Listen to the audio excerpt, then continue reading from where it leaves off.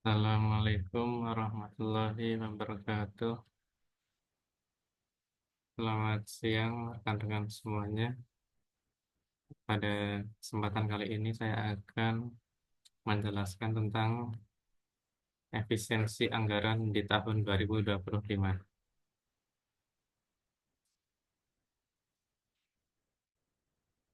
Latar belakang dilaksanakannya efisiensi anggaran yaitu Presiden Prabowo Subianto menargetkan efisiensi anggaran hingga 44 miliar dolar Amerika Serikat atau setara 750 triliun rupiah pada tahun pertama kepemimpinannya untuk membiayai makan bergizi gratis dan menyuntik BPI dan Antara.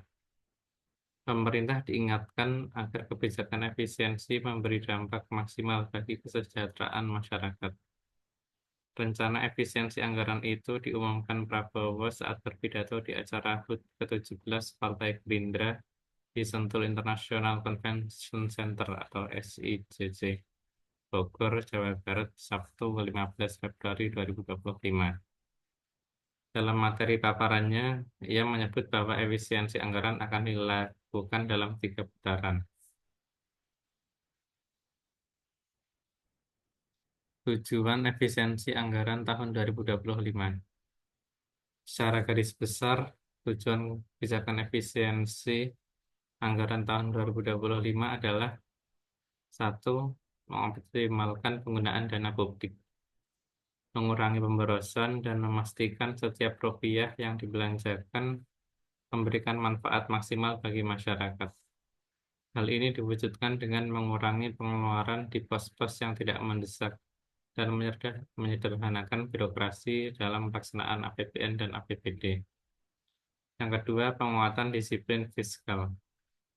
Melalui peninjauan dan penyesuaian rencana belanja, pemerintah ingin meningkatkan disiplin dalam penggunaan anggaran, sehingga alokasi dana tepat sasaran dan dapat mendukung stabilitas ekonomi nasional.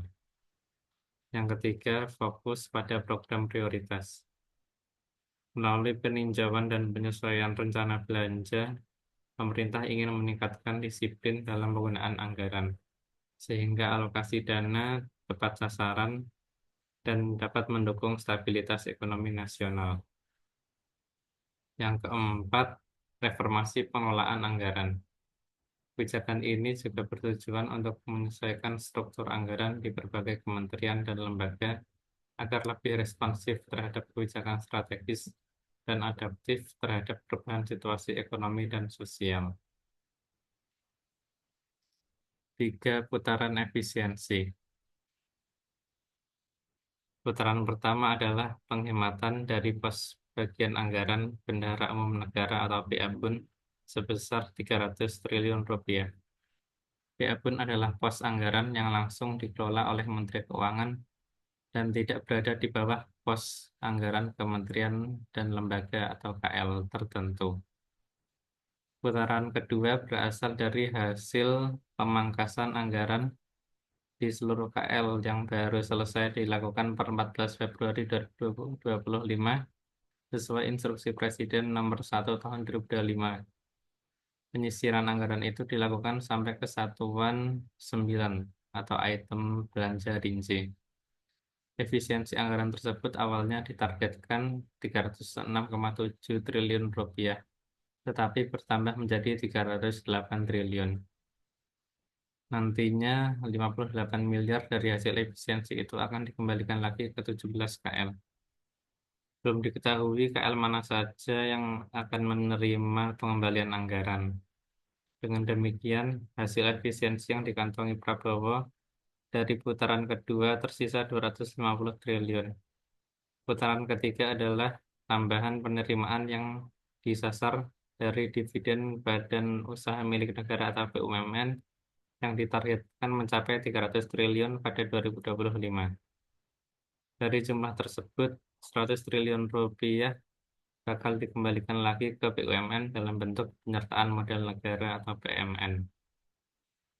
Dana yang dikantongi Prabowo dari putaran ketiga penerimaan dividen itu bakal tersisa 200 triliun rupiah.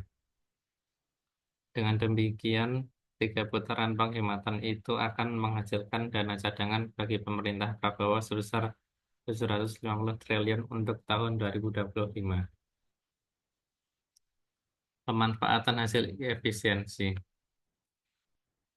Dalam pidatonya, Prabowo mengatakan ia berencana menggunakan sebagian hasil efisiensi itu untuk membiayai program makan bergizi gratis atau MBG. Di APBN 2025, program MBG sudah mendapat pagu 71 triliun rupiah, lalu dipangkas tipis menjadi 70,8 triliun rupiah. Sebagian lagi sebesar 20 miliar dolar Amerika Serikat atau setara 325 triliun rupiah akan diinvestasikan ke Badan Pengelola Investasi atau BPI, Daya Anagata Nusantara atau Danantara. BPI Danantara adalah lembaga superholding BUMN yang baru saja dibentuk Prabowo. Model pengelolaannya akan menyerupai Temasek di Singapura dan Khazanah Nasional di Malaysia. Dampak efisiensi anggaran tahun 2025. Dampak pada investasi, antara lain pemangkasan anggaran proyek fisik infrastruktur berpotensi memperlambat realisasi investasi. Selanjutnya, pengurangan anggaran perjalanan dinas berdampak pada okupansi hotel dan penyelenggaraan acara MICE.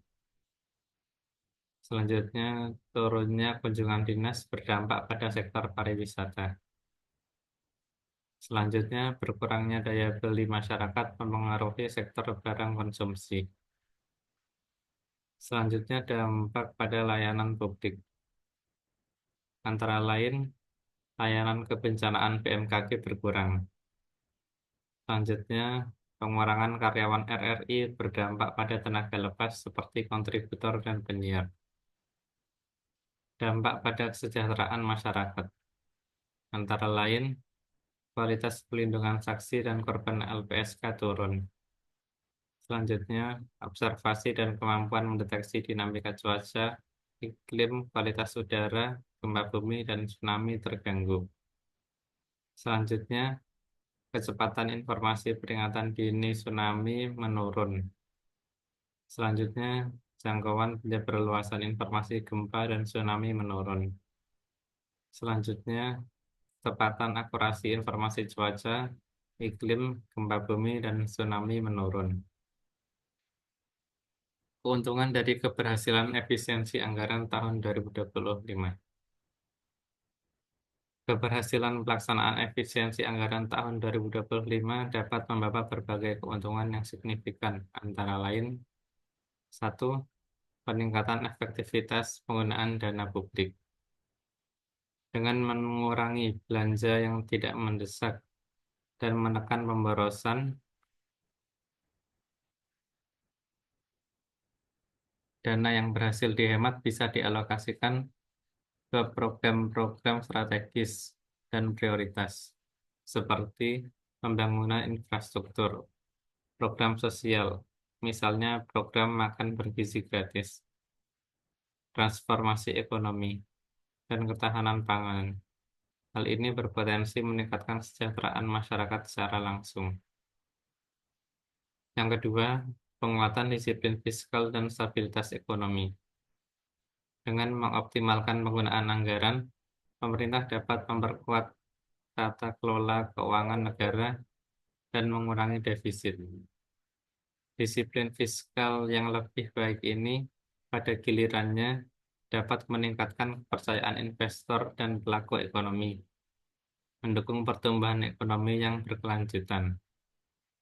Yang ketiga, peningkatan kinerja dan inovasi instansi pemerintah. Efisiensi anggaran mendorong lembaga pemerintah untuk bekerja secara lebih optimal, termasuk melalui transformasi digital dan inovasi dalam manajemen operasional. Dengan bekerja lebih hemat, instansi dapat mengevaluasi kembali proses internalnya, meningkatkan produktivitas, serta mengoptimalkan penggunaan sumber daya manusia dan teknologi. Yang keempat, pengalihan dana ke program prioritas. Dana yang disimpan dari penghematan belanja dapat digunakan untuk mendanai sektor-sektor vital seperti kesehatan, pendidikan, dan infrastruktur yang merupakan pendorong utama pertumbuhan ekonomi dan peningkatan kualitas hidup masyarakat. Dengan demikian, keberhasilan efisiensi tidak hanya mengurangi pengeluaran yang tidak perlu, tetapi juga memperkuat program-program pembangunan yang memiliki dampak jangka panjang. Yang kelima, peningkatan transparansi dan akuntabilitas. Proses efisiensi yang dijalankan secara sistematis dan diawasi dengan ketat dapat meningkatkan transparansi pengelolaan keuangan negara. Hal ini membantu mencegah praktik korupsi dan meningkatkan akuntabilitas yang pada akhirnya menumbuhkan kepercayaan publik terhadap pemerintah.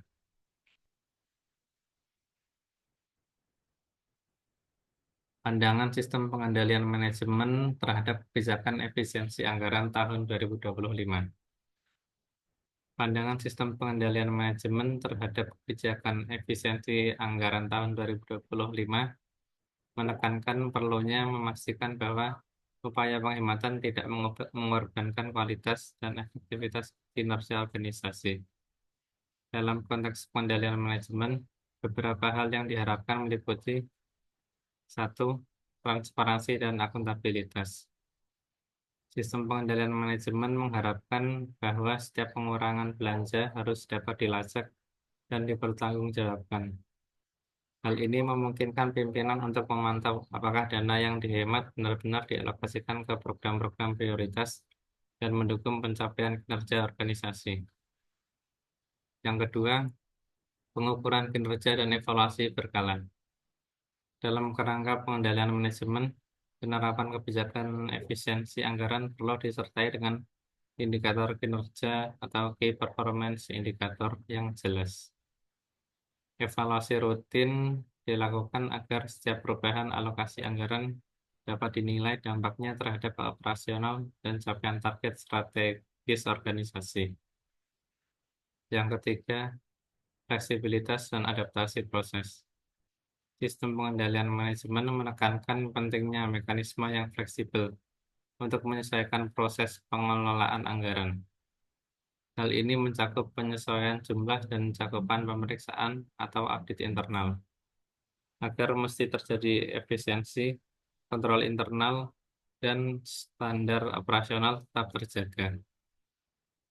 Yang keempat, pencegahan risiko dan efek samping. Sistem pengendalian manajemen menekankan pentingnya mekanisme yang fleksibel untuk menyesuaikan proses pengelolaan anggaran. Hal ini mencakup penyesuaian jumlah dan cakupan pemeriksaan atau audit internal. Agar meski terjadi efisiensi, kontrol internal dan standar operasional tetap terjaga. Demikian presentasi saya pada kesempatan kali ini. Apabila terdapat kekurangan, mohon dimaafkan dan eh, saya memohon masukan ataupun kritik ataupun perbaikan yang bisa ditambahkan di kolom komentar di bawah. Akhir kata, saya akhiri. Assalamualaikum warahmatullahi wabarakatuh.